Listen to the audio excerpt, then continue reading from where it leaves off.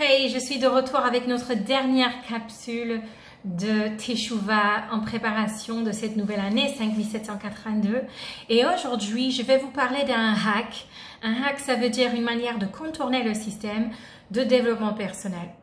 Est-ce que ça vous arrive de faire tellement de développement personnel que vous pensez que à vous? Est-ce qu'on peut travailler tellement sur soi-même au point qu'on devient limite obsédé par soi-même? Oui, c'est possible et c'est pour ça qu'on doit hack the system et de se dépasser pour devenir soi-même. Se dépasser pour devenir soi-même, pas du tout intuitive. Et ça, mes amis, c'est notre dernier outil dans cette série. On a parlé déjà de tant de choses, de sincérité, d'essence même de notre âme, de motivation, de compassion, de s'accepter et de s'aimer, de la prière, de l'étude de Torah.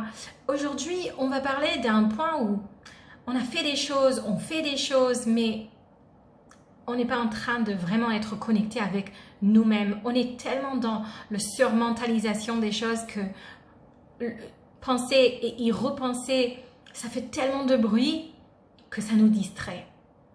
Ça vous est déjà arrivé de penser trop? De penser trop au point que les choses ils ne sont plus claires?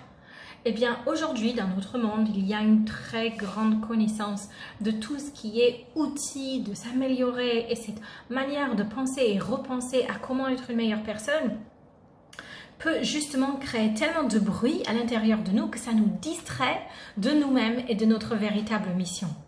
Parfois, comme il a dit notre cher président, en Deuxième Guerre mondiale, il a dit « Ne demande pas ce que j'ai besoin de mon pays, demande ce que mon pays a besoin de moi. » Eh bien, comme ce joli dicton le dit, des fois, il ne faut pas chercher qu'est-ce que j'ai besoin, mais qu'est-ce que j'ai besoin de cette nouvelle année, mais de plutôt qu'est-ce que cette nouvelle année aura besoin de moi. Qu'est-ce que ceux qui m'entourent auront besoin de moi.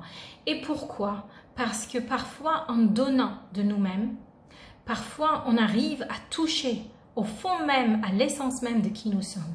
Parfois, ça révèle en nous la meilleure,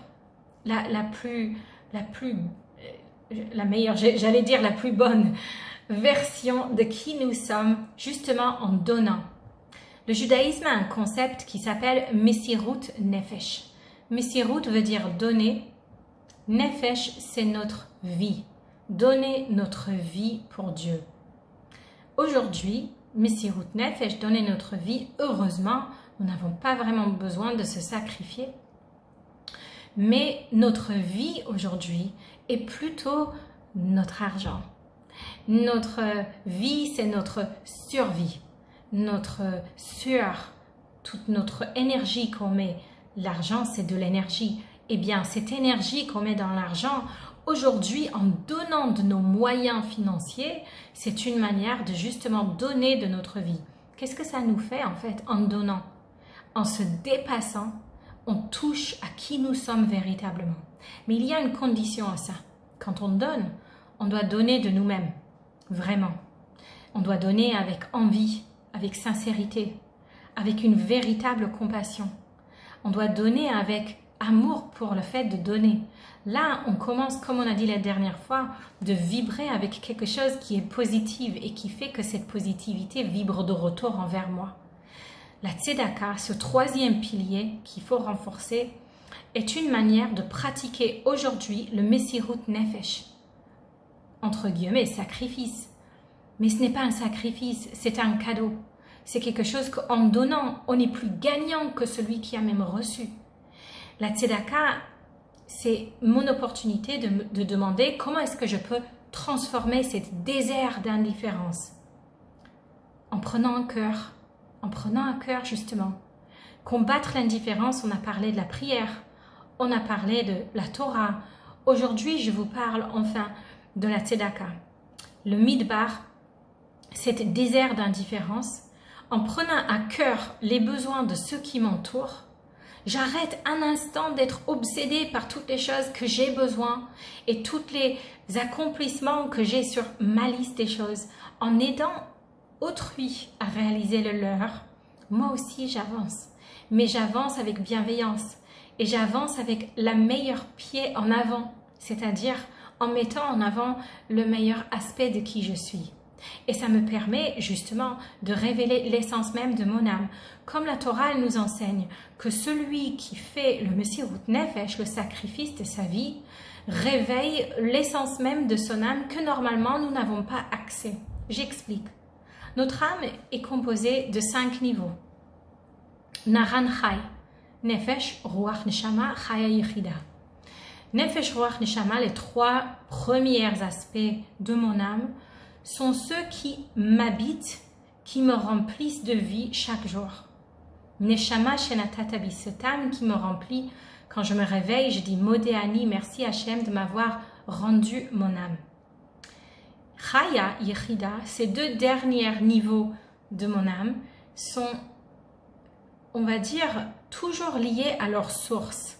Ils sont toujours sur socle, ils sont toujours attachés à leur origine, unis avec Dieu lui-même.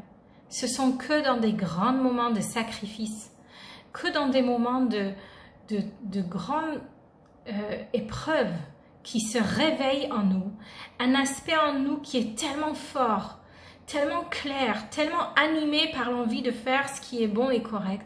Cette partie de nous, il se révèle dans des grands moments de difficulté et nous avons l'opportunité d'être animés par ce aspect de notre âme qui s'appelle Chaya et Yechida. Yechida Sheba Nefesh, c'est l'essence même de mon âme. C'est vrai qu'à la fin de Yom Kippour, le jour le plus saint, le plus sacré de l'année, à travers lequel nous prions 5 prières, et le dernier prière à la fin de cette journée, on dit que nous avons une petite aperçu de qu'est-ce que c'est d'être attaché à cette 5e partie de notre Neshama. C'est vrai qu'on est animé pendant un temps par notre Yechida à la fin de Kippour. C'est pour ça qu'on va tous se lever à ce dernier sonnerie de chauffard et crier Shema Israël. Écoute, Hachem est notre unique et seule vérité sur terre. Et ça, c'est notre expression de Yechida, de notre essence même, de notre Neshama. Ensuite, on prend ce moment d'inspiration, d'élan, de sincérité, de vérité. On essaye de justement la garder dans la borche tout au long de l'année. Eh bien, la tzedaka, c'est une opportunité quotidienne de toucher à ce moment de vérité. Chaque fois que vous prenez de votre vie et vous le donnez à autrui, c'est une manière de révéler ce parti, cette étincelle de vous-même, qui est tellement profonde et tellement attachée à sa source de lumière que c'est obligé que ça crée un effet sur vous, parce que être rattaché à son socle emmène tellement du bien. Être plus aligné égale être mieux dans sa vie. Être plus loin de sa vérité égale se sentir encombré, ralenti. Ça travaille dans la tête. Donc, se raligner avec notre vérité le plus profonde, c'est la meilleure manière de nous mettre sur le chemin qui est meilleur pour nous. Alors, la tzedaka, c'est quelque chose de facile. Mettre quelques pièces à la tzedaka tous les jours. Sourire à quelqu'un en passant. Penser à une parole positive et gentille, un compliment, à travers laquelle on arrose les journées des autres de gentillesse. Répondre aux besoins de ceux qui ne sont pas capables d'y répondre tout seuls. Être là pour d'autres personnes quand personne d'autre n'est pas là pour eux. Croire dans des personnes qui ont perdu espoir dans leur propre chemin. Tout ça, ce sont des différents chemins de tzedaka. Aujourd'hui, j'aimerais accentuer celle qui est le plus reliée à notre thème d'Elul, le désert. Le désert qui partage les lettres, le mot midbar, qui partage les mêmes lettres avec le mot en hébreu de les daber, de parler, la parole. Pratiquer la tzedaka, la bonté à travers des paroles, est quelque chose de très puissant. Parce que ça nous fait une rééducation expressive. Nous qui avons l'habitude de dire la première chose qui nous vient à l'esprit, ça nous fait ralentir et penser au plus grand bien de l'autre aussi. Je ne parle pas de mentir. Je parle d'être généreux de nos paroles. Combien de fois on se promène cet air avec une imaginaire calepin en disant « je dirais quelque chose de gentil » lorsque tac, tac, tac, tac. Et on a comme une liste invisible de ce que les autres ils doivent faire pour mériter ce précieux compliment. Combien de fois on va dire « oui, c'est vrai, c'est bien, c'est beau, mais bon ». C'est-à-dire, on le compare. Et pourquoi on a tous ces listes imaginaires dans la tête? La vie est courte, la journée, elle se défile à une vitesse énorme. Donc, pourquoi attendre ce moment, cet instant, cette rencontre, cette personne, cette opportunité de avoir semé des graines de bonté? Elle reviendra jamais. Demain sera un autre jour. Mais aujourd'hui, elle ne revient pas. Et ces graines de gentillesse qu'on plante, zoré à tzedakot, quand on plante des graines de tzedaka, de gentillesse, matzmiach yeshuot, ça fait pousser des délivrances. Des délivrances pour qui? Pour eux, certainement. Tu les as aidés à dénouer une situation sans espoir. Mais à toi aussi, ça te délivre, ça te fait dépasser la personne limitée que tu étais il y a 2 minutes. Ça te fait déchirer cette liste imaginaire, devenir quelqu'un de grande, plus grande que tes listes. Matzmiach Yeshuot, ça crée des délivrances pour le peuple tout entier et pour le monde. Oui, la tzedaka est l'outil le plus puissant pour emmener le Mashiach, la Géoula.